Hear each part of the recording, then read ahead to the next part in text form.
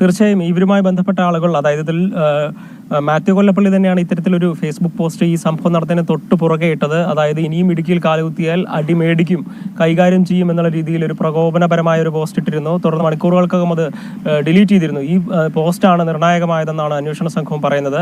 ഇത് പിന്തുടർന്നാണ് ഈ 4 സംഘം, അതായത് ഇവരുടെ പേര് വിവരങ്ങൾ ഇങ്ങനെയാണ്: ഒന്നാം പ്രതി മാത്യു കൊല്ലപ്പള്ളി, ഒപ്പം ഇയാളുടെ സുഹൃത്തുക്കളായ ടോണി, ഷിയാസ്, അക്ബർ, ഈ 4 ആളുകളെയും ബംഗളൂരുവിലെ ഇലക്ട്രോണിക് സിറ്റിയിൽ ഒളിവിൽ കഴിയുകയായിരുന്നു.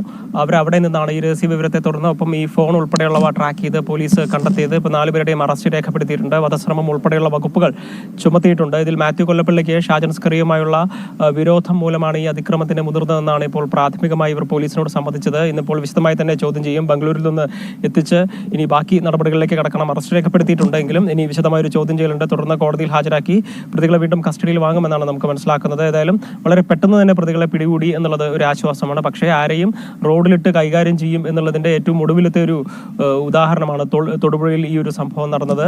അത്രമാത്രം ഈ ശ്രീധരൻ ജയിലിൽ അടയ്ക്കാൻ ശ്രമിക്കും. അത് ഈ നാട്ടിൽ നിയമ കോടതികൾ ഉള്ളത് കൊണ്ട് മാത്രം നടന്നില്ലെങ്കിൽ റോഡിലിട്ട് തല്ലും എന്നതാണ് നയം. ഇപ്പോൾ ഷാജൻ സ്കറിയെ തല്ലിയത് ശരിയല്ല എന്ന് പറയുന്നതിന്റെ അർത്ഥം ഷാജൻ സ്കറിയെ എൻഡോഴ്സ് ചെയ്യുകയാണ് എന്ന് ചില ആളുകൾ പറഞ്ഞു പരത്തുന്നുണ്ട്. അത് നേരത്തെ സൂചിപ്പിച്ച ഈ സൈബർ സഖാക്കളിൽപ്പെട്ട ആളുകളാണ്. അങ്ങനെയല്ല, ഷാജൻ സ്കറിയ പറയുന്ന നിലപാട്, അദ്ദേഹം സ്വീകരിക്കുന്ന മാധ്യമപ്രവർത്തന ശൈലി, മുസ്ലിം സമുദായവുമായി ബന്ധപ്പെട്ടും മുസ്ലിം സ്വത്വ ബോധവുമായി ബന്ധപ്പെട്ടൊക്കെ നടത്തുന്ന അഭിപ്രായ പ്രകടനങ്ങളോട് ഒരു യോജിപ്പില്ലാത്ത ആളുകൾക്ക് പോലും നിസ്സംശയം ഒരാളെ റോഡിലിട്ട് തല്ലി കണക്ക് തീർക്കുന്നതിനെതിരെ പ്രതികരിക്കാൻ ഒട്ടും മടിക്കേണ്ടതില്ല.